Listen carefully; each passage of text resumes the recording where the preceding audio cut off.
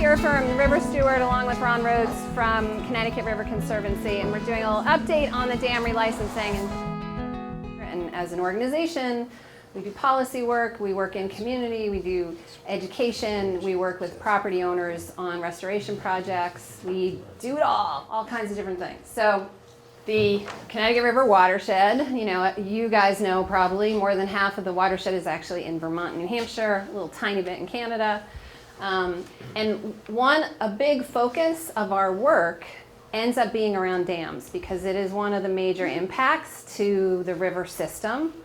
And you can see here, by dams, we're talking like small, dams used for fire control 100 years ago, hydroelectric dams, all your different kinds of dams. So in our work, I end up focusing on the hydroelectric dams and the regulation and relicensing of those dams. Ron gets the satisfying job sometimes taking unused dams out, things like that, and allowing for fish passage. So on the main stem of the river, there are 10 functioning hydroelectric dams, 3 water storage dams, and then 3 breached dams, which is, they're certainly not working, so we're trying to figure out how to get those big piles of concrete out of the river as well, because they're hazards. But all of the dams that are in New Hampshire and Vermont are essentially either kind of owned or controlled by one company, now called Great River Hydro, used to be TransCanada, and they took the Connecticut River dams and the Deerfield River dams and separated them sold them to an LLC that's owned by a company called ArcLight, which is an investment company out of Boston. So they're privately held and they're expected to make money in addition to generating electricity, which we need. So FERC, not a curse word,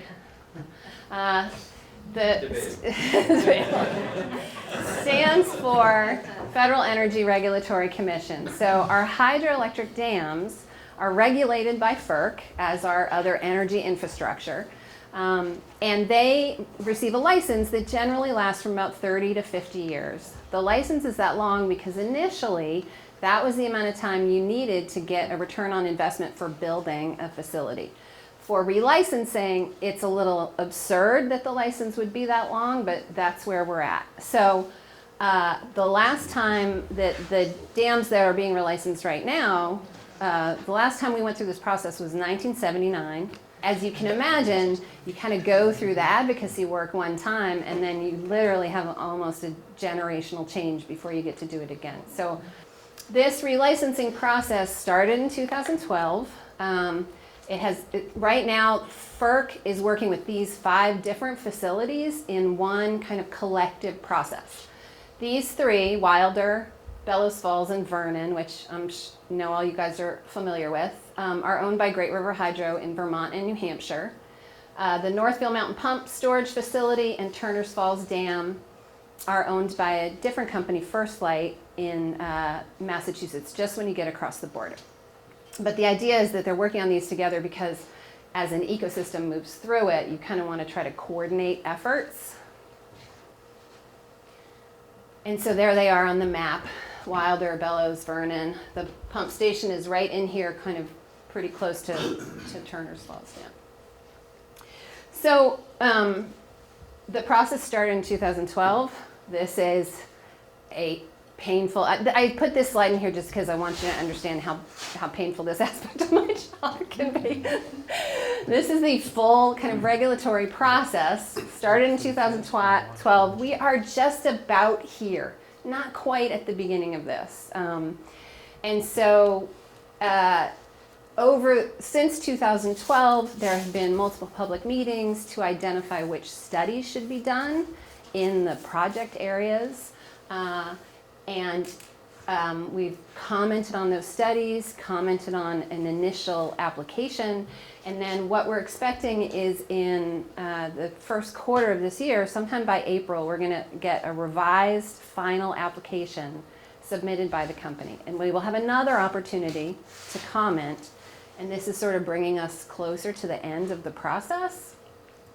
And of the 33 studies done, what ends up happening with many of these is on that federal level with relicensing, there are other federal laws that bring other stakeholders into the process. So many of the fisheries studies, or certainly any studies that involve endangered species, have U.S. Fish and Wildlife Service and or NOAA and or the state fisheries biologists focused on those studies and also providing comment.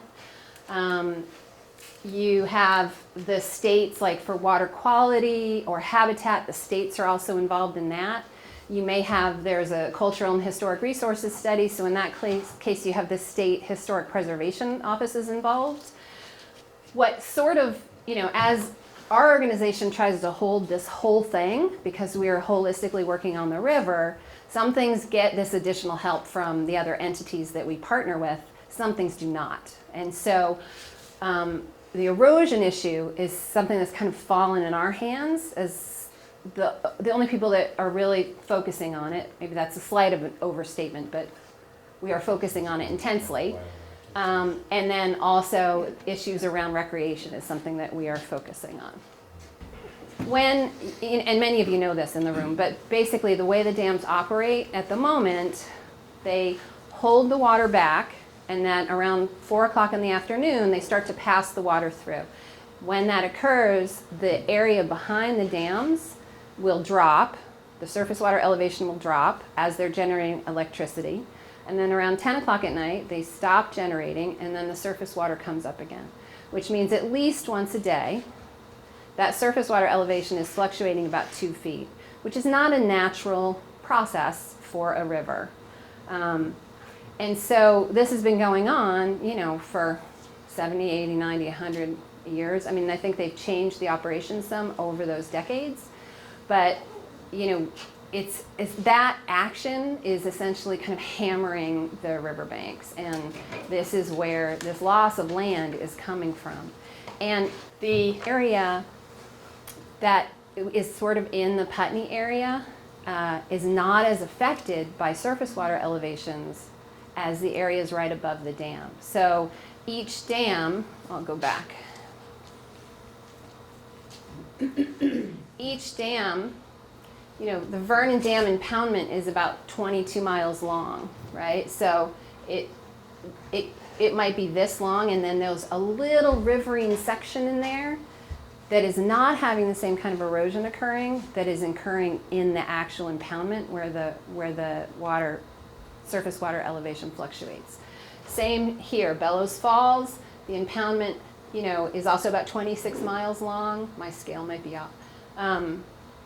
And so there's an area of the river where erosion is really bad, like in Claremont, right? And as you get further upriver, it decreases. And in fact, you might have things like in the Corniche area, it's the top of the impoundment of the Bellows Falls Dam, and it's right below where Wilder's water is coming in. So the water coming in from Wilder is meeting the impoundment, the water slows down and it drops the sediment. So in that area, the river's actually quite shallow. So there's changes in the river as you go up based on, literally how far you are away from the dam or above the dam. Wilder, the impoundment is 46 miles, so that's the biggest area. Yeah. Are they all coordinated computer-wise to discharge at the same time? They are scaled, I believe, through the system. So, at 15 Mile Falls, there's 3 much larger hydroelectric dams, and then as you get up by the Connecticut lakes, the water is controlled through the whole system. So they are coordinating among all of the facilities the water flow. So my understanding is generally, they start generating and releasing, I may have this backwards, like they may start at Vernon to start to lower the pool so that the water from Bellows can fill it, keep it level, or vice versa. So they're coordinated, but I don't think they're coordinated just from the perspective of water. It's also, it depends on other things having to do with the electricity market, which ones get called on when they're generating, if they're choosing not to generate. Or if one maybe discharges more than another. Yeah. Or if you, and also if you have, more and more with climate change, we're having heavier rain events in a more localized area. So you might have a huge rain in the White River that's dumping a lot of water in that area of the river, and then they have to, compensate for that a little bit. So it's actually quite complicated, and most of it, I believe all of it is now, computer generated, and Yeah, so they know They what the weather's control gonna the be and how system. much rainfall is coming in the next 24 hours or Yeah. 12 hours so that they can start to do something about it. yeah, and they also have to know that because a piece Right. of their work is also flood control. So, yeah. I'm pretty familiar with this. I watch it a lot, and it's very complicated. I know that if it's a hot day and it's a weekday in the summer, that around 2:30 the water will start to go down, the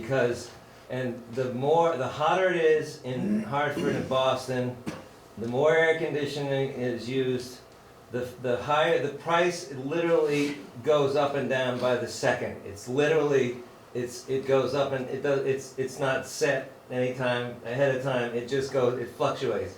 They wait until they have to let it go because they get like 10 times the kilowatt hour price if they can supply it when it's really, really needed.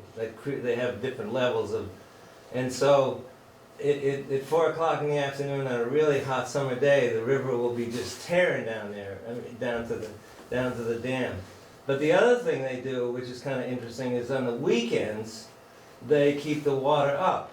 And my understanding is there are two reasons. One is there's not so much industrial use like office buildings and so forth that require heightened electrical availability, but also because there's a mandate of some kind for recreational use. So on the weekends, I could always count on there being plenty of water to pump because they'd keep it right up so people could, do the boating. But it's really, it's very complicated. Yeah, it is. And the recreational use is part of the license. So there will be articles in the license that define what the company may need to do to support recreational use. So we've been working on this since 2012. I took over in this position about 2.5 years ago, and I wanted to kind of apprise you of the next things that we are hoping to kind of focus on. So we just in 2012, several of the towns submitted town meeting resolutions that then were submitted to FERC as comments. And I feel like the more comments we can get to FERC about local concerns, the more they will pay attention. If we are not saying anything, they're going to just issue that license, the way they want to. So they really need to hear from the public repeatedly. So we sent out this town meeting resolution, which has language that kind of explains the problem and then asks for the towns to submit the resolution to FERC essentially as a comment. And I'm partly hoping that if this is engaged at our town meetings this year, that will also provide an opportunity to just educate people and talk about it. Now, there's one of me, so I can't come to all the town meetings. So, I've sent this to all the select boards and conservation commissions, and so this may come up at your town meeting, and if you are able and willing to talk about it or talk for it, I would really appreciate that. I have copies of it here as well. In conjunction with that, we've also had some meetings with staff from both the Vermont and New Hampshire congressional delegation, with the hope that they will collectively send a letter to FERC as comments to make sure that FERC is aware of local concerns about erosion and, property owners' concerns about the loss of their land. So we are hopeful that that'll happen in the next couple months, but that might also be something that you could do if you're engaging on any level with the staff from any of, New Hampshire and Vermont. Just reiterate to them, if you happen to be a farmer who's lost land and you can tell them that story, that will help move that process along as well. Yeah. Noticed in the video earlier that a lot of the New Hampshire side looked like it was very well buffered with the trees and 15 foot or whatever. No, it's Not all on. of it. No. It depends on whose fields you're on. Yeah. So if it's buffered like that and well buffered, I guess, is that preventing erosion 100%? No, No, okay. no. No. And you can, I mean, Steve did actually a stream bank stabilization project many years ago that's completely been taken out. So we will help, landowners install the buffers. It may slow it down, but in these cases, a lot of the erosion, it's because the toe is getting undercut from the water going in and coming out and saturating it every day, and then the top topples in. Because Right? it's water like going up into the ground and then slowly coming out. You don't even see it, but it's happening. Yeah. Yeah. Piping. Kathy, that's if what I it could is. just add to Billy's question, so when we're doing our buffer plantings, they're most effective at reducing the rate of erosion when your banks are, let's say, 6 feet tall or 8 feet tall, right? If you have a 100-foot tall bank on the Connecticut River, Forget it. planting trees isn't gonna do squat, because the erosion is down at the water level. So most of our buffer plantings, we do some on the main stem, but, those roots only go down so far, and that erosion, as Kathy said, is the undercutting. It's down at the toe of the bank. So, bigger projects on the main stem river,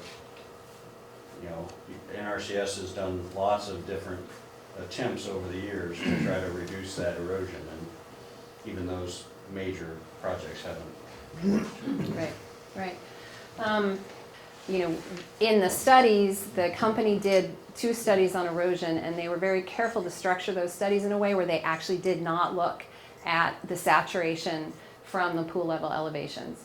What they did was structure the study in a way to look at velocity, which is how a natural river system would erode. So they basically proved that, rivers erode because of velocity along the bank. It's not the situation we have here. So If you have a natural run of river, it won't pipe? It won't pipe? Or will that's it pipe? another angle. So I'm trying to work at this from several different angles. So this Dartmouth and Synapse battery study, one of the things that might help would be to actually have the hydroelectric facilities move to run of river, meaning that instead of holding that water back and having that fluctuation every day, they essentially are generating electricity all the time. And so they're just moving the water through the system like you would have in a natural river. Our estimates are that they would essentially be generating the same amount, almost the same amount of electricity over the course of a day. It's just they're going to be making less money because they'd be generating in the morning when the electricity rates are not as high. Another complication is that about a quarter or a third of the revenue actually comes from the capacity market for these facilities. And what that means is that hydro facilities are unique in that if the entire grid went down and there was a blackout and they have water stored behind the dam, they can start generating. And that facility can actually start the grid, where a nuclear facility or a coal facility needs electricity to start it. These facilities can, it's called black start. They can start the grid. So it's Depending on what the blackout's caused by, of Right. course. Yeah. right. So because of that ability, they are able to bid into this capacity market, and they get paid even if they're not generating, and even if they're not being called on to do that, millions of dollars over the many facilities. So if they are forced to go run of river, where they're moving that water through, it may mean that they are losing access to that capacity market. So one of the things we have done as an organization is try to get some analysis done on if they actually added battery storage to the facility, some way or the other, whether they could retain that access to the capacity market and that revenue by, instead of using the water as the battery, actually use batteries as batteries.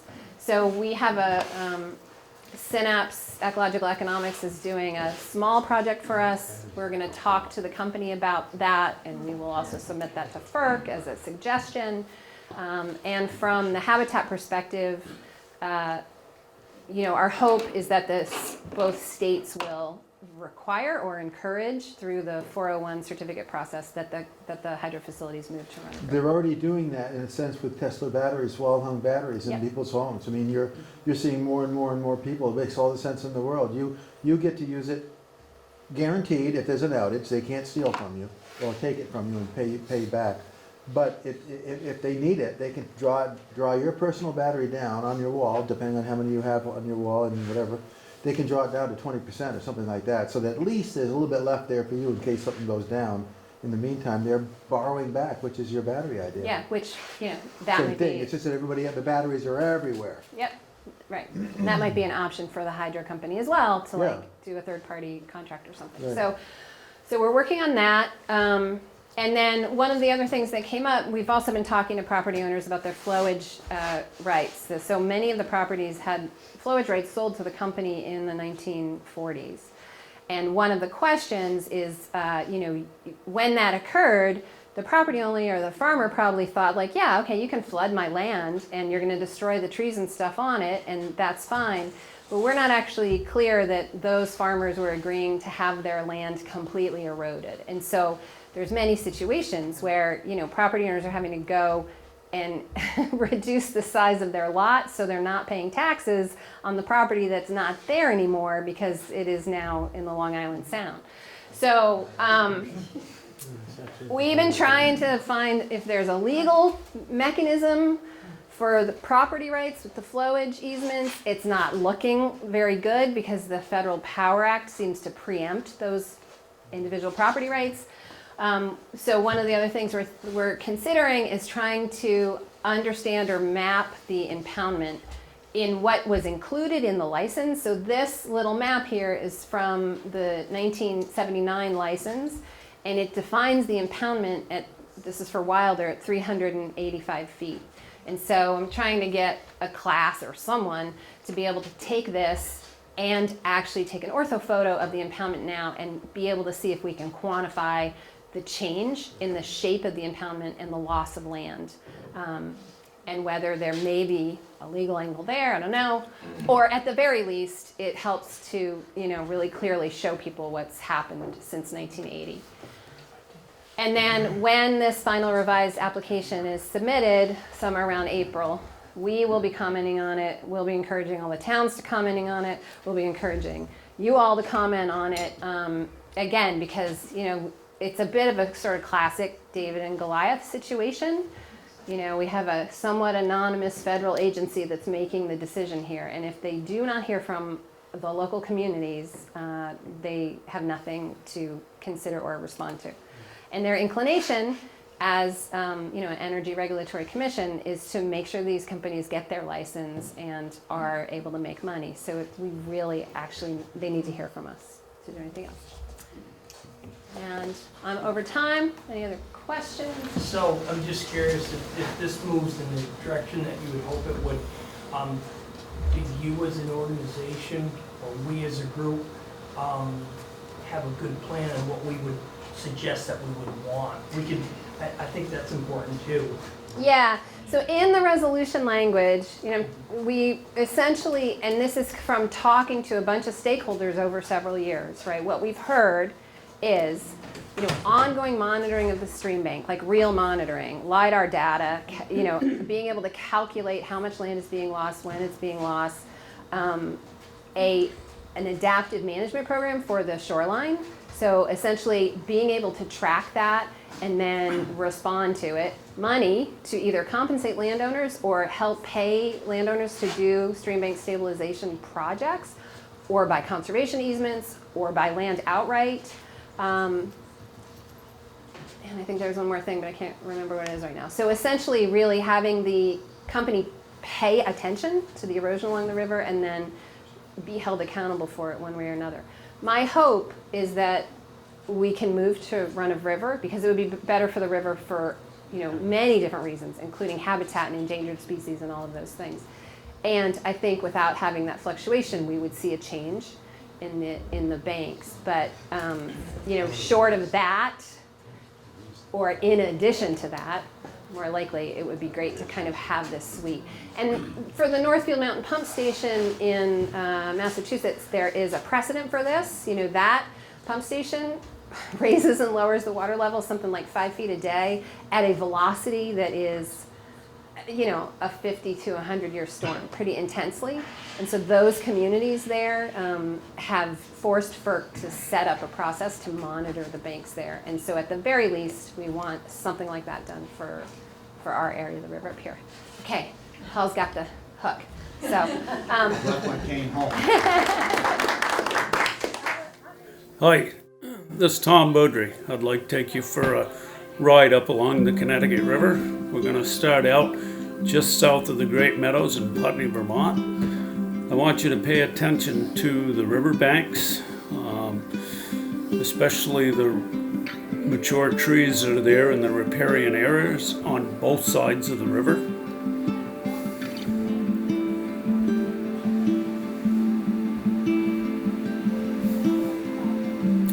This is a close-up of the bank off from the Great Meadows in Putney. Notice how natural the banks are with a good slope and trees coming right down to the river's edge.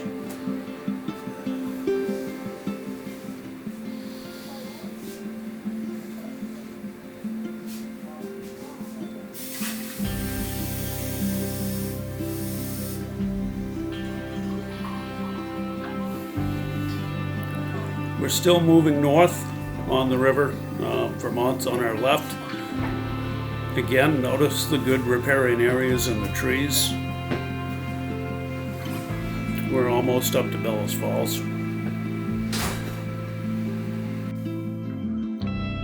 Here we are coming up on Bellows Falls. Below us is the Hydroelectric Dam and the canal that feeds the hydroelectric plant. The dam itself is actually in this center of the picture underneath the railroad trestle.